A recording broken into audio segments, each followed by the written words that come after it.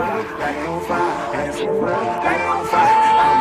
to another episode with Yakman302 at the table.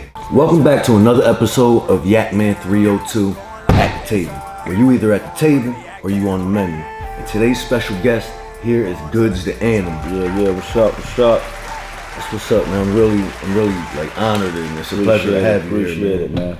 Remember that it's a difference between being good and being good. Right. And to have Goodz here, it's an honor. This is a swag king. So I'm gonna, go straight into it, man. A lot of people ask you about battle rap, but I want to know what's up with your music. What are you getting into right now, and what projects are you working on? Because I feel like I just seen you in Vegas, right? Yeah, definitely. I was in Vegas. Doing a song with Mr. Dalvin. He's from the one of the biggest groups in the world, Jodeci. He had reached out to me, said he was a fan of mine. He wanted me to be on a single. I thought it was dope. Flew out to Vegas, did the single, and shit came out crazy. You know what I'm saying? I currently got out Life is Goodz right now. It's the last mixtape I dropped. This is probably like an album. You could get it everywhere. It's on Apple Music, iTunes. Ep5 is everywhere you could download music. You know what I'm saying? And we working on some videos right now and putting stuff out like that right now. Is there any artists that you would like to work with in particular? Like mainstream artists? Yeah, mainstream artists that you'd like to collaborate with. Definitely. Shout my dude Jada. That's my man. We got something in the works actually, but he was somebody I wanted to work with for a long time. I want to work with different people though, like somebody like Drake. You know what I'm saying? Maybe like a Erykah Badu. Like I got a different mind. I want to do different type of music. I don't want to stay in a box. I want to try to push myself outside that box and see, what I could do outside of it. Okay. You know what I'm saying? Now, a lot of people might not know, and I want people to get answers here at the table. Who's in GMB? Well, GMB was started off of like dudes I knew or my friends I knew that I knew was nice and rapping that I wanted to give some shine to. So I never took nobody that was out already shining. So I took dudes that nobody knew about and I wanted them to be as big as me, or you know what I'm saying, as much people know them as me. So it started with people I knew, like close friends of mine, like my man D-Bug. That's somebody you know what I'm saying, I grew up listening to rap. You know what I'm saying? And it was my man Hees, that was like my young boy. He's younger than me, and he grew up watching me do things. You know what I'm saying? Then I had Con Ed, that was my man from the other side of the Bronx, that Hees and Boog didn't know, but I brought them together. And my man Joe Grind, he was somebody else. He was into like the streets. He into the streets like, and he talk about that, and I like that, so I put him with us. And then we had Rel, who was like, he was just nice, he just could rap. And I just put all them together, and all of them didn't even know each other. I just took all of them, put them together, and made, you know what I'm saying, GMB, and we met each other, and it just clicked, and everything was dope from there. You know what I'm saying? Okay, so now that we know who's in it, what other prospects would you be willing to accept in the GMB? With that, it's hard for me because, as you see, I said everybody I put down I was already friends with. These are my niggas. I was already friends with them. So the reason it's hard for me to put other people in GMB is because I would have to accept the bullshit that come with them. Mm-hmm. So if they got beef with this nigga, I got beef with them now. You know what I'm saying? If they abuse their girl, I'm being looked at like this is the stuff you gotta accept. So that's why I stayed away from that. But I just honestly put this kid named Jeff. I don't know if you ever heard of Jeff. He's a battle rapper. Yeah, he's dope. I just watched the battle. Right. So I like him so much. I put him in GMB. I think he's gonna bring a different dynamic to the whole group, and him being a white kid from Long Island, he kind of like got the swag like me and talk like. I just think it's so dope. So I actually took him and put him down with GMB. He the newest member right now at GMB. That's what's up, man. I like that. He did a good job against you. He's dope. He's dope. Yeah. All right. Now, I don't know if you know too many of the new artists. And the reason why I bring it up is because, I feel there's like a DMV movement, especially. I've heard a lot of things on YouTube after the Don Bullpen Battle League contracts, and then Jack Boy Maine, Drugs, Ryder, New Jersey Twerk. Now, what do you think about the DMV movement? I know out of the people you just named, I know a few of them, and they dope. I like Rada, I like New Jersey Twerk, Jack Boy Maine. I didn't see him yet. And who else you said? Drugs. I haven't seen them yet. But as far as the people I know, they dope, and I think that's how it starts. Like when I was coming up, it was New York versus or East Coast versus the Midwest, or how they was doing it was like that. So that makes it more intriguing to watch. You know what I'm saying? When you got people going against each other when they ain't too friendly.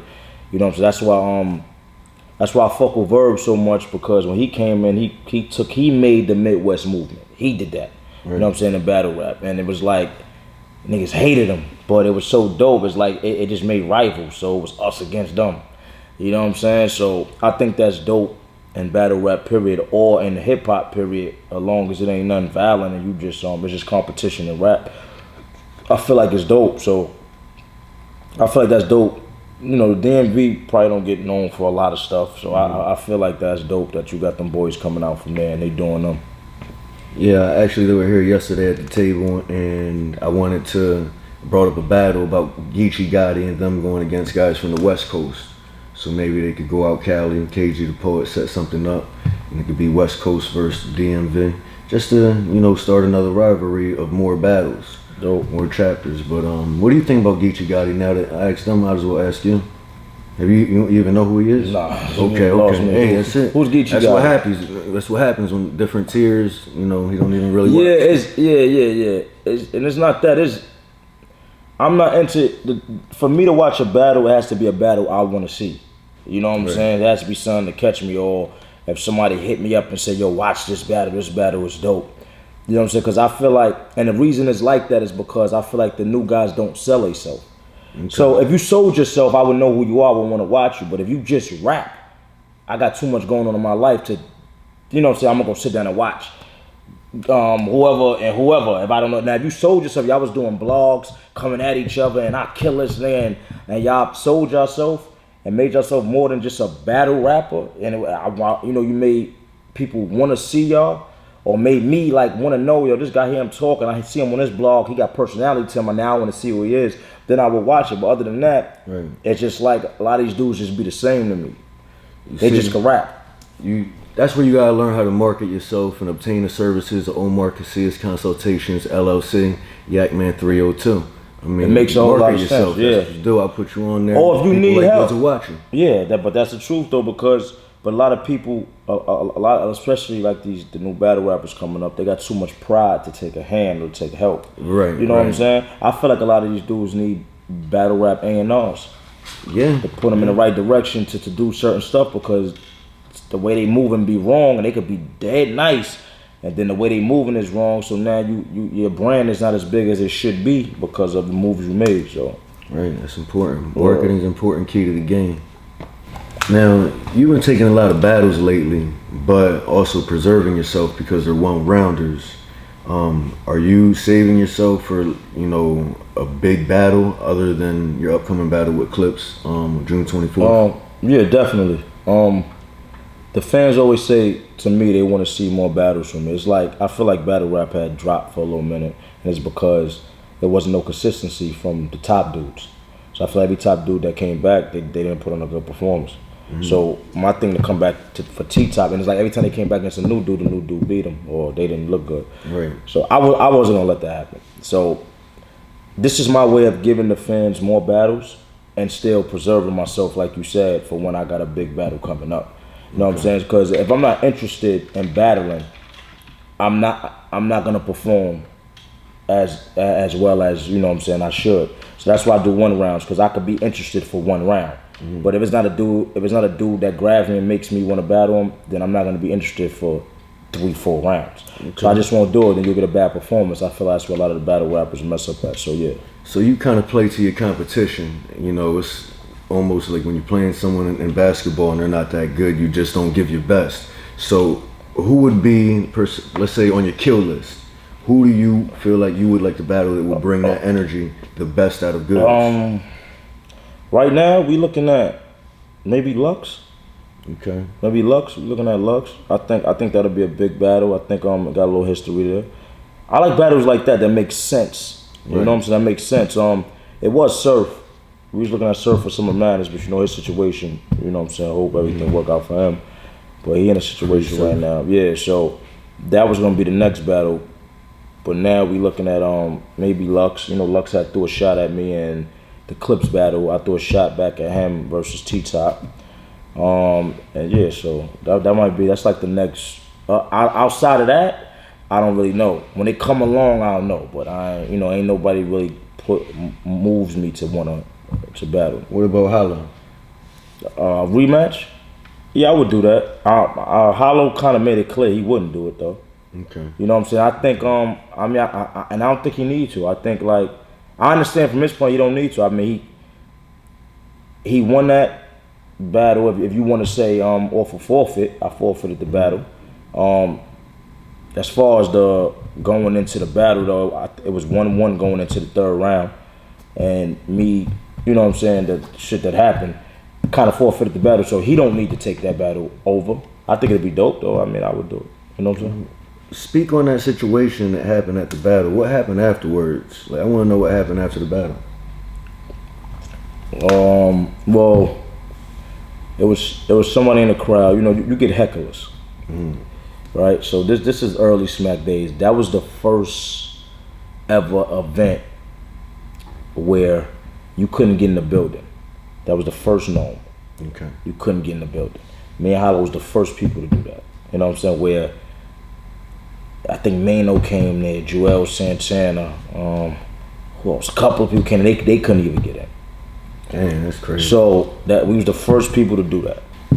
Now, you even said right now that you feel like fans think that the only battle that you lost was against Hollow. Do you feel the same way, that that's the only battle you ever lost? Nah, I don't really feel like I lost that battle. I mean, okay. You know what I'm saying? I feel like I forfeited the battle. Okay. You know what I'm saying? Like I said, I feel like if I feel like I lost a battle, I would say it. You know what I'm saying? I'm not like that type of person, but the Hollow joint, I feel like it was 1-1 going into the third round. If you watch it, it's clear. It was 1-1 going into the third round. So, but if somebody say I lost it, I won't argue with them neither, because a forfeit is pretty much a loss. They put that on your record. Right. So, yeah, I don't feel like nobody clearly like beat me, or no, it's a clear, like got a clear win on me. You know what I'm saying? Right. It's either I won or it was a debatable. That's the way I look at it. And I plan to keep a battle like that. It's just because I plan on being prepared and making sure I go in there and do what I do. As long as I do that, then it's either I'm gonna win or it's gonna be a debatable. You see, I gotta keep it 100, because here at the table I always want to keep it 100. And I remember T-Top was here recently, and I was thinking, you know, on that battle, when I went back and I looked at the tape, I don't know, I kind of edged at the top because of the rounds. But yours in the building, you have this ability where you captivate the crowd, and you had them screaming 3-0. And you know, I even said at the interview, my man Jet Phoenix, shout out to Jet Phoenix Films, and at the space, they ain't had the buttons, you know, but things happen.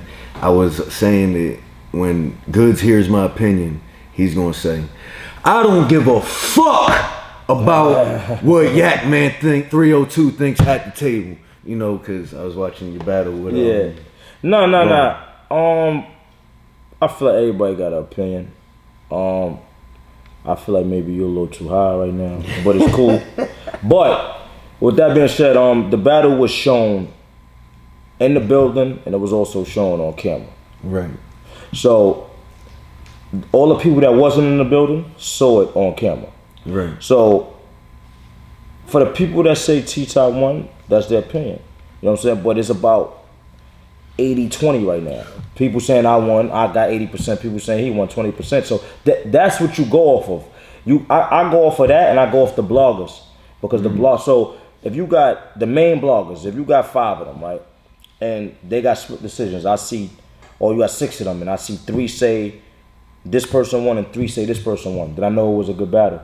If you got 4 out of the 6 saying this person won, then most likely that person won. So I was thinking this, that, you know, there's different ways to win, and what you did as a veteran move, like when you went back to Hollow, you threw a bottle. You had a short temper. Now I can see the growth. You're a veteran. Like you were sitting there baiting him, and you were pulling veteran moves, talking, laughing. You had this swag with the cup, and he's just, you know, tripping up. Yo, stop talking through my battles, and it was shaking him up. And once he started arguing with the crowd, you're done. Once you argue with the crowd, like they own you for the rest of the battle. Yeah. And that was a veteran. It was like Mayweather in a sense, but in the battle rap ring. And you pulled that move.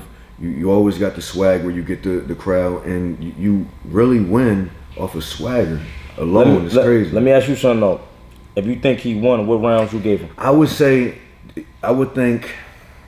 I thought that when I broke it down, I got a little book, and I break shit down with little point scores and things that I feel like got over people's heads. And I thought that there were rounds that were debatable, but he made a little more dashes in my book. I seen a lot of more points on each round as far as listening to the words that I kind of related to. I felt like there were maybe a little more. It may have struck a nerve a little more with you from the things that he said. Rather, the things that you said were more like jokes or clowning them, and it was just getting to him in a different way. But when I looked at the bars and I was listening to it, I did a little point thing, and I don't know, I thought that he edged you, but everybody, in that sense, as far as breaking it down that way. But when you look at how you performed it, how you brought him out of character, and I could see how people would say you won, but would you give any point? You know how in UFC or any kind of fights they got submissions, they got fights standing up. Mm-hmm. Do you think in any way that he beat you with what he came with at the battle? No, not at all. No, I from me listening to you, I feel like you giving him credit off of the underdog status. I feel like you just don't want to say what everybody else is saying. I'm like that. So if everybody in the room likes this one girl, I don't like her. So that's what I'm getting. Wait. But for me talking to you, this is what I'm getting from you, because the point you making, and it's still your opinion. I don't ever get mad at nobody's opinion, because everybody has an opinion. But you don't have a strong point in your opinion to say why you won. You just saying because and you're doing this. Point score. So that. You know what I'm saying? I feel like you just doing what I do. The bad bitch in the room, she's mad pretty, like all these niggas is on her. I don't want her because everybody else wants her. And it's actually hard for me to say, because I admire, one of the first things that I admired is when I seen the A-Verb battle and the way that you performed there with the swag. And then you came up to me and was like, yo, I like the way you do your intro. I was like, yo, I can't believe Goodz the Animal like told me, like that's dope. Like the swag can't tell me. So it was definitely hard for me to even come to that conclusion, even be a man enough to say it. But I can't be. No, that's real. No, but what I feel is this with the T-Top battle. I feel I personally feel he didn't have too much to talk about. Right. And it showed. I feel like he had a lot of dead spots where we was waiting for something. You know what I'm saying? And when you battle somebody and you do that, that's when you lose. I feel like T-Top wasn't T-Top, even from the point where he did it. Stop talking through my round. No, that's not him. You normally used to seeing T-Top dominate battles where he's in control. The other person is like that. So for me, once you see somebody not doing what they normally do, they lost the battle. Lord, you could tell that they're frustrated. I just feel like he had good moments. You know what I'm saying? I think T-Top is dope. He had good moments, but he didn't have a good period of rounds where, you know what I'm saying, if I had to give him a round, I would give him the first. Okay. That's my personal opinion. If I had to give him a round, you know what I'm saying, I would give him the first. When they was coming out 3-0, I didn't really feel like it was a 3-0. I felt like, he got a round. Maybe got the first. He went longer than me in the first. Maybe he got the first. But when it comes to the next two rounds, it's just like a clear. They saying I got one of the best openers in a round, and that's the second round. So how would you be able to get in that round? You know what I'm saying? So it's just like the third round is clear. The second round, that's when they said I had one of the best openers in the round, and they said I had more bars than him in that round. So it's like you can't give him that round. It's like the first is the round I would give him if I had to give him a round. But opinion is opinion, and that's what makes battle rap so dope. Because you might watch it again and feel totally different. And bring the views back up, and that's what's important in the return investment. Al Capone.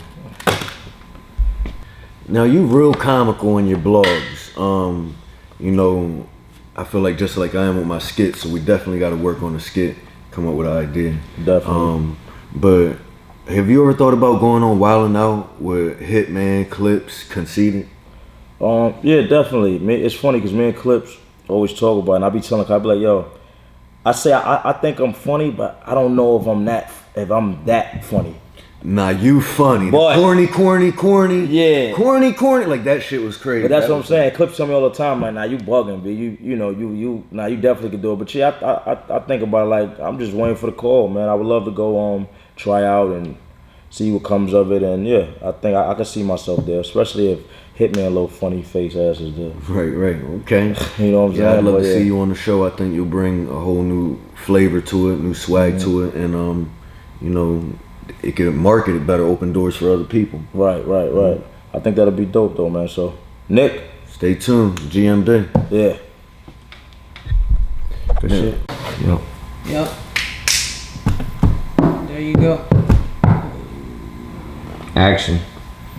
Man, it's really an honor to have you here at the table with Yakman302. But before we leave, I want you to tell the fans what to look out for. Like, what do you have coming out next? Oh, definitely, man. Make sure y'all look out for that single with Mr. Dalvin from Jodeci, called Vindication. We actually doing 2 shows. One is July 21st in Baltimore. The next one is July 24th in New York. So make sure y'all look out for that. Y'all get the tickets on livenation.com. And go download that mixtape Life is Goodz. It's out now. Make sure you go get that everywhere. Whatever you got, every Spotify, Apple Music, Tidal. whatever it is, Tidal, whatever it is, it's there. Life is Goodz. Hey, Tidal. That Piff. There you go. You know what I'm saying? We got the EP on those joints. If you want to get the whole tape, it's on thatpiff.com. So make sure you go get that. Yeah, I'm about to download that right now. Hey, Exactly. Tidal, I need sponsorship up here from you. Life is Goodz. Yeah. Here we go. Again, thanks. Alrighty. And this was another episode of Yakman302 at the table, aka Triple H, aka hardest hustler in Delaware. And straight up, there's a difference between being good and being Goodz. And this was a Goodz show. Yeah.